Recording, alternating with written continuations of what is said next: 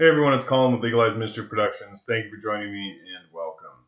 And today I'm going to be talking about edge highlighting and just techniques for edge highlighting and really focusing on the brush technique and not so much on colors or I'll talk a little bit about lead edge highlighting, what I call lead edge highlighting. Um, but I'm working on these Ultramarines Rhinos, and it's a great opportunity to talk about just the technique of edge highlighting. There's obviously a lot of edge highlighting to be done on this model, so I wanted to take this opportunity to film this while I'm working on it as a isolated tutorial, just dealing with edge highlighting. So the result that we're going for, excuse me, excuse me. I finished up some of these turrets already, and you can see just how crisp those edge highlights are, how much it really adds to the model with that nice color modulation there, those nice blends and fades. I love painting Ultramarines. I've painted a million Ultramarines, and I still love it. It's just such a great scheme, and it really just lends itself so well to just really nailing those airbrush steps and then getting a good crisp edge highlight, and you get that factory fresh, super clean, Ultramarines look. So the white also has an edge highlight on it. It's a little harder to see until you get back into the gray, which is where you can really see it. But I wanted to show those kind of crisp edges on the blue on the turret is what we're going to be doing today. And I'm going to show you how to achieve that. I'm not going to highlight this whole tank because that's going to take a minute. It doesn't take too long. Once you get into the groove and once you get confident with edge highlighting, it doesn't take forever. I knocked out those turrets in a few hours, and that's including doing the metallics and everything. So it's definitely a really good tool to have in the arsenal. For example, getting these little razorback pieces done up as well. These will sit in the tank and just have a really nice, crisp look to it. So the important thing is getting a good brush and a good consistency on the paint. So what we're looking at here is a GW medium layer brush. This is what I use for most of my painting. I don't really like ordering brushes online. I like being able to look at a brush. These are also very cost effective. These are only about $8, and they last a pretty good while. And then once they're done, they can move into more of a layer brush. Once they're done, like holding a point, they can move into more of a layer brush and then onto, kind of a dry brushing brush. You can extend the life by just keeping them around and using them for different things. So I use a medium layer brush because it has a good body and it has a nice tip. It's about a size 1 typically. If you were like I have Winsor Newton. This is Winsor Newton Series 7. This is a size 1. It's a little bit bigger than the GW medium layer, and you can see how much fatter the belly is. The belly is this part right here, the part in the middle.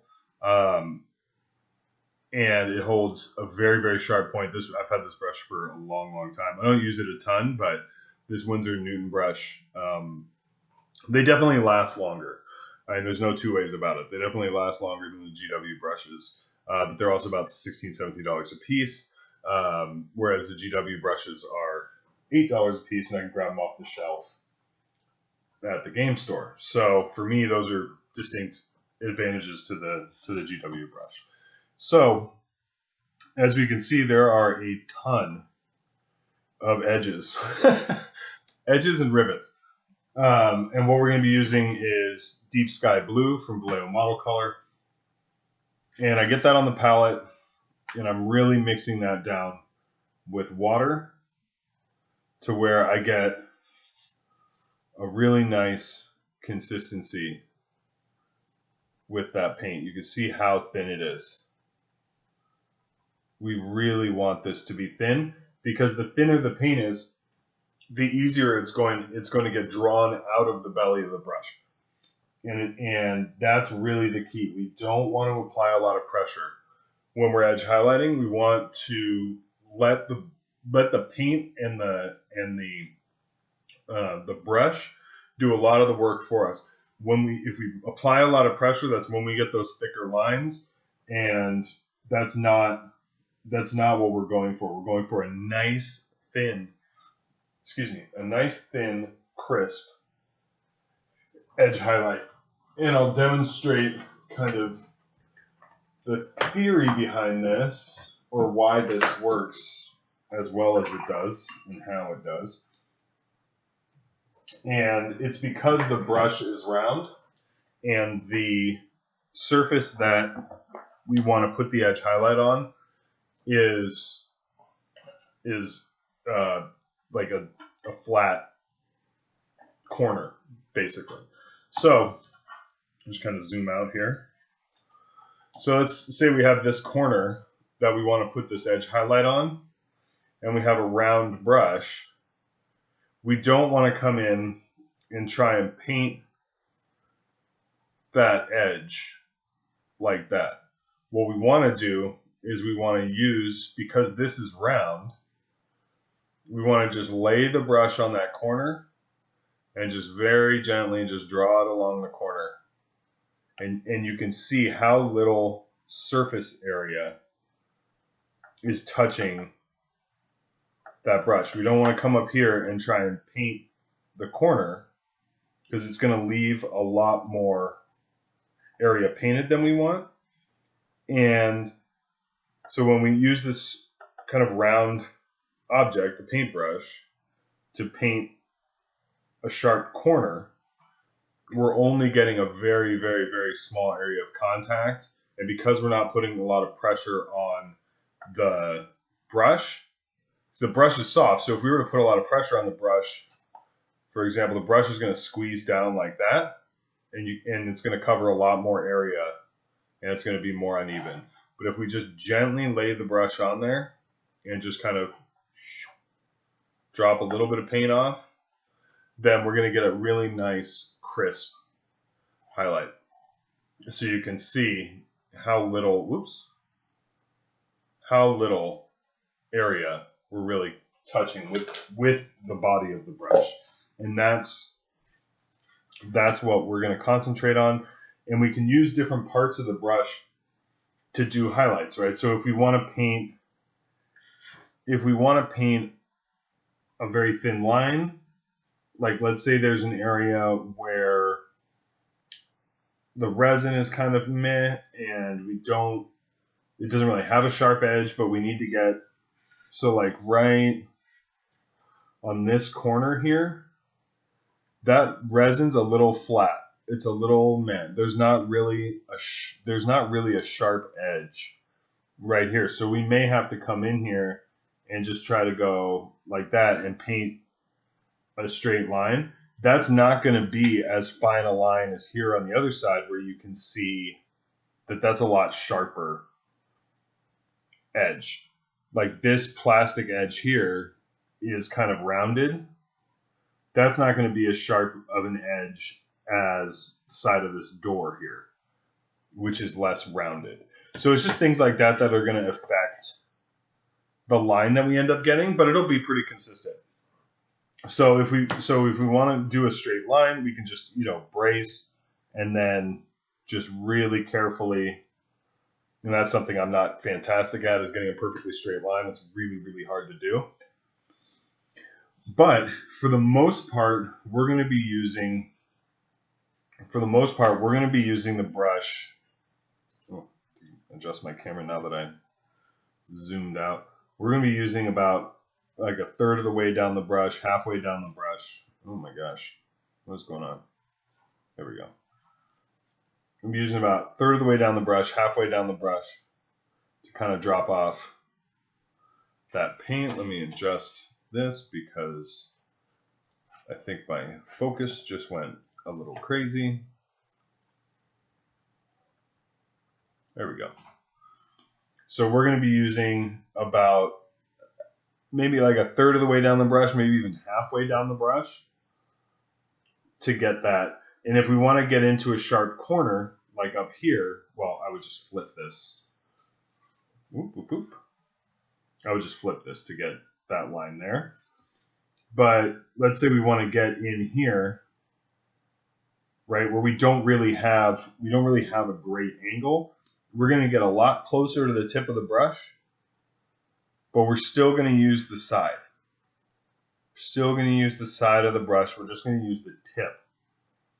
Very, very close to the tip, but we're still going to use the side. We're not going to switch to like just painting that corner because it's going to give us a really inconsistent line. Same thing where we want to get an edge highlight in here. Well, obviously we can't really get the brush in there, so we're going to use the side of the tip to get in there without going so deep that we paint that recess. That's like the last thing that we want. So let me show you and get some paint on this brush and show you what I mean. So again, consistency, that's a little thick. Some more water in there.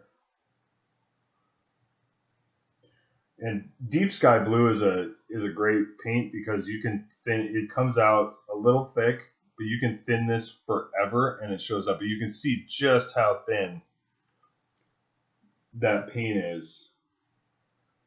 And I mean thin as much as you think you should, and then thin a little bit more because this is really, really, really, you see it's not even covering the previous deep sky blue, and that's what we want. It's all about getting the consistency to where it will get drawn out of the brush on its own, where you're not going to have to force it, you're not going to have to push. So let me get situated here. So we're using just about a third of the way down the brush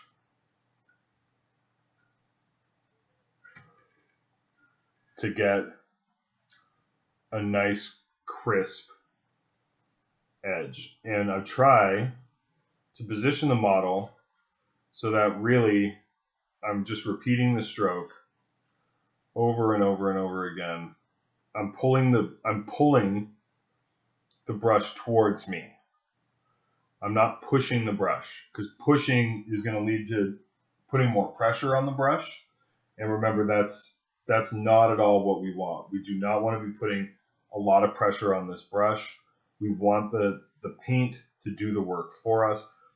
And I'm not going to, like you can see, I'm not going to shove this brush into that cavity there. I'm just going to use, you see how much closer we are towards the edge, towards the tip of the brush, but we're still using the side of the brush. I'm not using the tip of the brush if I can avoid it. The other nice thing about using such thin paint is it has a longer working time on the brush. So I can get a lot more edge highlighting done before I have to reload.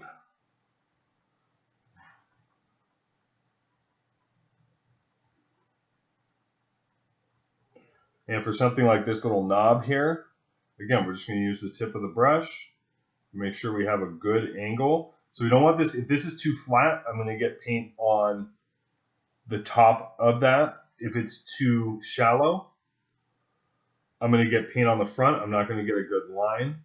So I want to keep it pretty even, at a pretty even angle to get that nice sharp line there.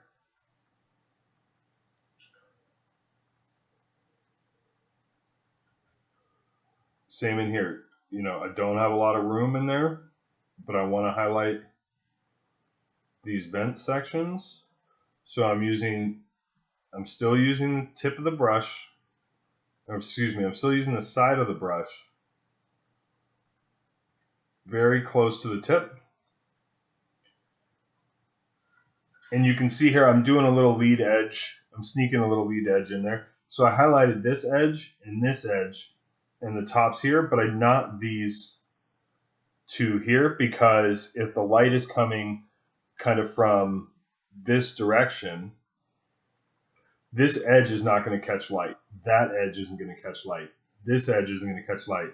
And now when it comes time to do these rivets, which I do because I'm insane, we just use the tip of the brush and we just put a little dot on top of the rivet. You can see I'm bracing the tank on the table. I'm bracing my finger on another part of the tank. My wrist is on the desk. So really the only thing that's moving is the brush. Nothing else is moving. The tank isn't moving. And that lets me get more accurate paints, more accurate lines, more accurate brushwork. So again, like on this walkway here, now we can move, we have the room so we can move towards the middle of the brush and drop off a bunch of paint. And now we have these little, you see where these little angles are here? Again, middle of the brush, make sure, and this is where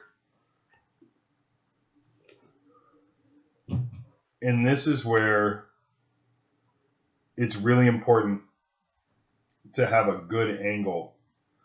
Because if it's too shallow, it's going to just drop off a ton of paint. If it's too steep, it's going to drop off a lot of paint on this side. So we want to make sure to get perpendicular to that line and just boop, easy peasy. Now this looks a lot easier. Hopefully I'm making it look easy because that's kind of my job. But this is just a lot of practice and a lot of repetition. I love edge highlighting. I think it's a fantastic technique. I think it adds a lot to models. It really gives them that finished look. Now, coming back in here, we're going to have to go really steep at the angle, and we're going to have to work really with towards the tip of the brush. And here I'm going to go all the way down. This is like repeating that stroke, right? I'm going to go all the way down the front parts that I want to highlight. Then I'm going to turn the model, and I'm going to come in and I'm going to get all of those direction lines at once. I'm not going to continually, I'm continually moving the model. I'm not going to move the brush to where now I'm trying to do this from underneath and then bring my hand around and do that from the side. I want to have consistency. So that repetition is what's going to get me a consistent result. So again, just very, very lightly working our way around.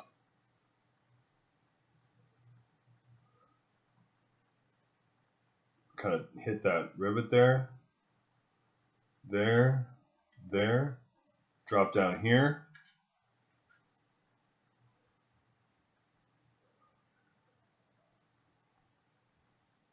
Top of that, come back over here. And this is the same stroke. This is the same brush stroke, just repeated on all these horizontal surfaces that I want to highlight. Kind of come back through, hit the rivets real quick. Want to get that one there. Rivet.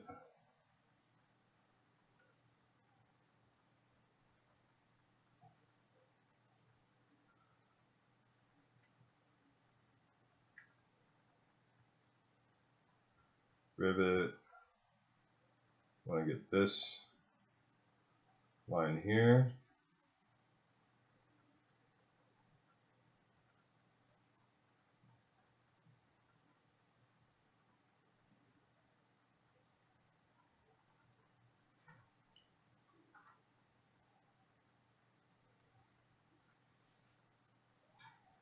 Get the side of the door, right? Now that door is starting to look pretty good, but now we want to get the inside of this door over here because that's going to catch more light.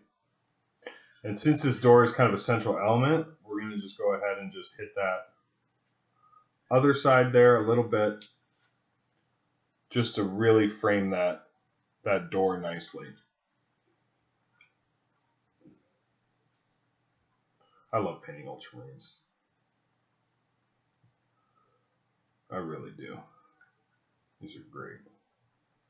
It's a great scheme. And people give it a lot of grief, but man, this is fun. So then when we move on to, so I'm going to leave that. I'm not going to do this back part here because we kind of covered a lot of those elements already. But one thing I do want to cover is like these long stretches here. Oops, let's get this kind of resituated there.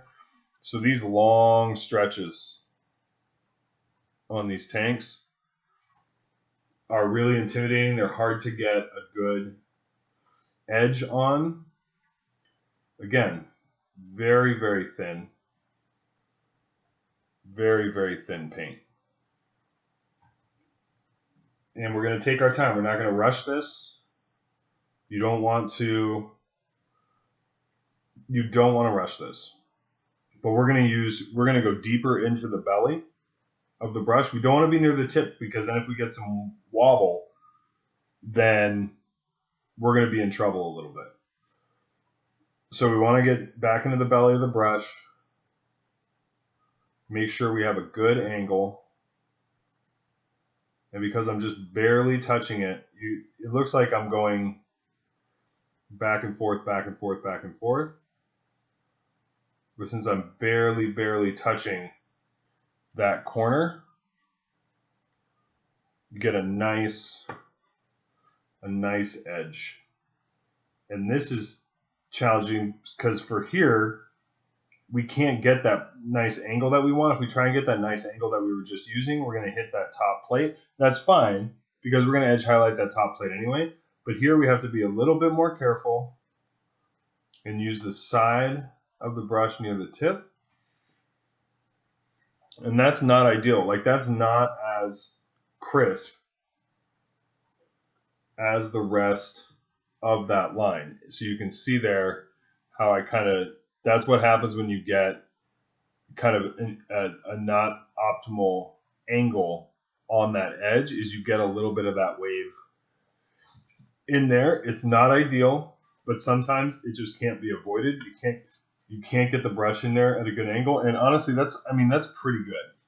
That is not bad. I'm not like, I'm a little unhappy because, I always want to do, the perfect edge, but I'm not like going in and repainting that because it's terrible, right? But so you can see the difference when we do get that good edge, that good angle. You can see the difference. You see that little bit of wobble right there versus getting that good angle where there's none of that. And here that rivet is in the way, so we can just finish off that line just traditionally painting that edge. Same thing here. We're going to come up here, very shallow angle, and very, very lightly. You see, like, I'm not even hitting, like a lot of these strokes aren't even hitting the edge because I'm trying to stay as light as possible. But there you can see, get a nice sharp edge, and then we'll carry that back around and continue on through. And even though that's not a lead edge back here, we want to highlight it because we want to finish off that side of the model, right? We want to have that highlight around the model. So there.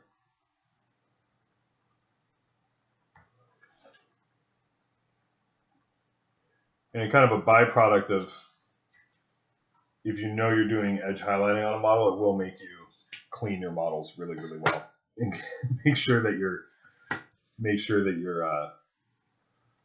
getting a good finish on your models. So here again, and then we just jump down here. We can get this edge here and kind of carry this around. So this is how we get more efficient without jumping around. And again, this edge is really important. Just boom, right across the top there. Get a nice crisp edge. And because we did that panel modulation, which I'll do in another tutorial, you can see this goes from dark to light here, which means the dark starts up here and goes to light there. And that edge highlight that we just did provides a nice break point between those two parts of that panel and really develops that interest. And like for these, again, using very, very close to the tip of the brush. We want to get that interior edge, and then we want to get the interior edge here and the back edge there. And that way, the lighting is consistent across the model. So we'll get the front of that little inset piece and then the back of the trim. Front of the inset, back of the trim. That way,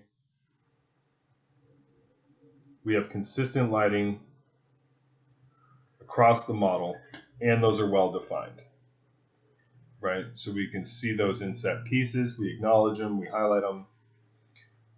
Something that's tough is like these little parts in here.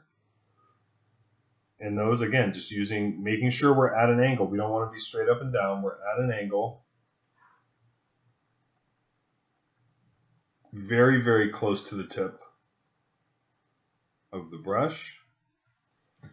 And we highlight that little nubbin in there. This one's really tough. You can see this little angle right here. But we can come in from behind and get really nice and shallow. Boom, just hit it real quick. It's a little thicker than I would like because we didn't really get a great angle on it, but you know, we just kind of have to live with it. Just the restriction of the model is what was kind of our undoing there. You know, if we were doing, you know, a high level model, this thing would be in 1,000 sub-assemblies. And we'd make sure that each highlight was perfect and everything, but nobody got time for that. So you can see how, like, these edges on this kind of back plate here behind the viewports, this top plate, which a lot of people paint a different color, but depending on the scheme, the edges on this are softer, so they're not as sharp an edge, which is why we're not getting as sharp a line. If I was really, really good at hand painting straight lines and I wanted to get a super sharp line, so you can see these lines are a little bit bigger than, like, we get a good angle on the door, not door, but the viewport here. You can see that these lines are bigger than these, like a lot bigger than these lines here on the side of the door. It's not because we messed up here. It's because these lines, these are soft edges, and these are very, very sharp corners. And that's just part of the model. I mean, there's not really a lot we can do about that. So, it's not going to be perfectly consistent. Every line isn't going to be the exact same size unless we were to go in, and this is hard. This is just, again, I'm using the tip of the brush, but I have like maybe a millimeter's worth of play behind that. Maybe. So these are just tough to do. You see it barely raised.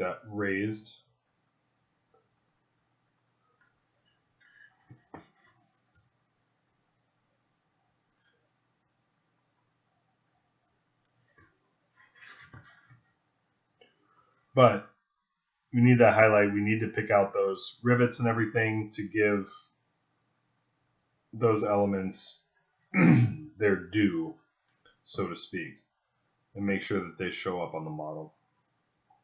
So again, we're going to come here. These are pretty easy. We just boop, boop, boop. Kind of come around. Quick edge. And then these doors don't really, these caps here don't really stick out enough, so I'm not messing with that because that's more risk than reward there. If I try to get in there and highlight those, the odds of me messing that up and getting paint everywhere are pretty high, and I just don't want to risk it. So I'm going to make an executive decision and just not paint them, or not highlight them. The one highlight around the edge will be sufficient to get those pieces. So I'm not really going to worry about it. But you can see, like, once you get going, once you get confident with the stroke, and once you get confident with where you're placing those highlights, and this is a good example here. So because, oops, let's turn this over so we can get some reference here. Oh, my light is being so glary. But so these are, we did the lead edge. These are pretty much straight on from the light.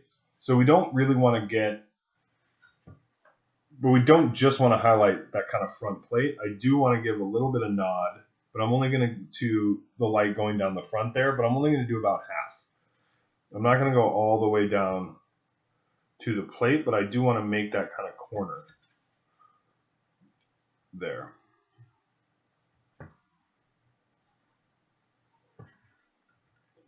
And again, coming in here.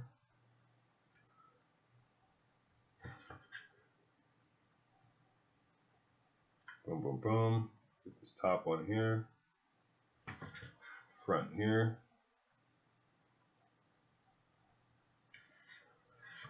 Kind of draw this along the front here. Here. Top here. Top here. Top here. I can come back and do the rivets because I'm moving now. Inside here, inside there, there, front, top, turn it, front, front, front, turn it, front, turn it, inside, reload. And this is where you can really start making some progress once you get comfortable with the stroke, is you really can just start moving. Now here we're going to have to come in because it's so soft. We're going to have to come in and try and paint a straight line. Close enough. And again, coming back to the outside. Boom, boom, boom. Here, outside, outside, outside, down. Moving back here. And get that. Front, back, front, back, front, back, front, front, side, side, side, side.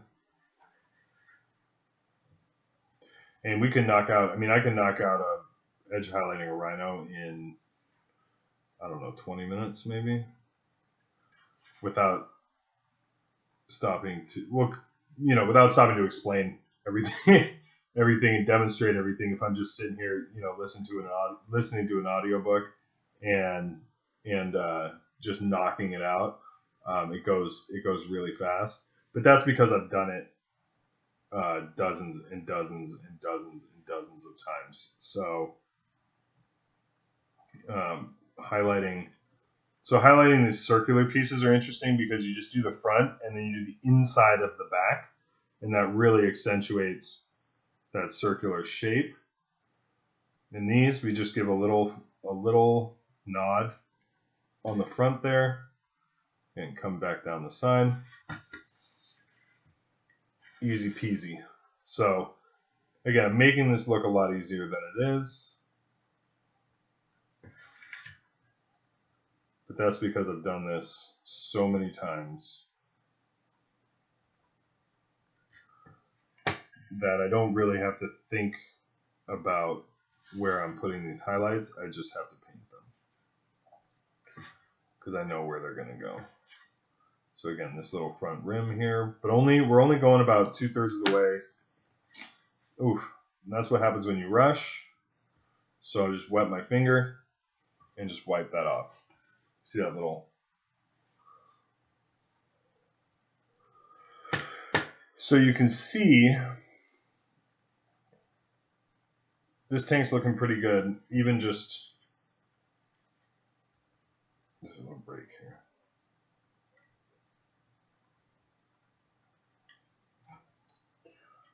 So even just with that single edge highlight, and that's something that, you know, you can do a darker color. You'll see guys go through 2 or 3 colors on edge highlighting. Typically for gaming models, you know, I'm just doing the one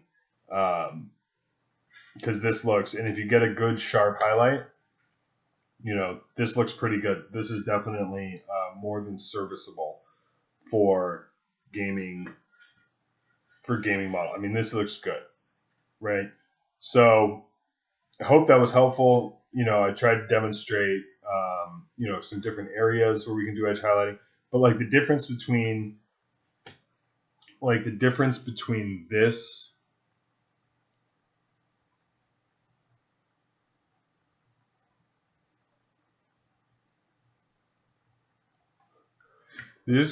side of the tank here and this side of the tank here. This side just looks a lot, forget the back part here, but this side just looks so much more finished, so much more polished than this side, which looks good. I mean, it doesn't look bad. You know, a lot of, you know, edge highlighting work in there, obviously, a ton of edge highlighting work in the laurels there. But you can see just how much more finished this side looks. And that's what we want. And those are going to be pretty much done. I don't oil wash these ultramarines because I didn't when I started painting it like 4 years ago. So these are just looking factory fresh. I'll do some transfers and these guys will be done. I have two more holes to do. But you can see, you know, we're going from this to this. And it's not that it's not difficult. It is difficult. Like, I don't want to undersell it and say that, oh, this is easy. You know, it's not easy to get used to. It's not easy to practice because, you know, you will make mistakes and it's frustrating. But the absolute key is that consistency of the paint and the angle of the brush to what you want to edge highlight. Those are the keys, and those just come from muscle memory, from repetition, repeating that stroke. So just to recap, very, very thin paint, a good angle, and for me, what's most comfortable for me is pulling towards me. So I drop off the paint when I pull, and then I pick up the brush, and then I drop off the paint. Move my hand, pick up the brush, drop off the paint. So for me, what's most consistent is pulling, dropping off the paint when I'm pulling towards me. That gives me the most consistent results. It may be different for you, but for me, that's what I do. Recommend trying it. And we're just holding, there's nothing special. We're just holding the brush the same way. We're just pulling, right? And so that's what we want to do there. When I do a full tutorial on either some kind of Rhino or Land Raider or Repulsor or something, you know, I'll go over exactly where and why we highlight everything. But for this tutorial, I really wanted to showcase that technique, and I think this was a perfect model to do it on. So I hope that helps. I hope it's something that you try, because it can add a lot of polish to your models. And over time, it gets easier, you get faster, and it's just a fantastic technique. So enjoy. If you have any questions, please leave them in the comments, and we'll see you soon for the next one. Thanks.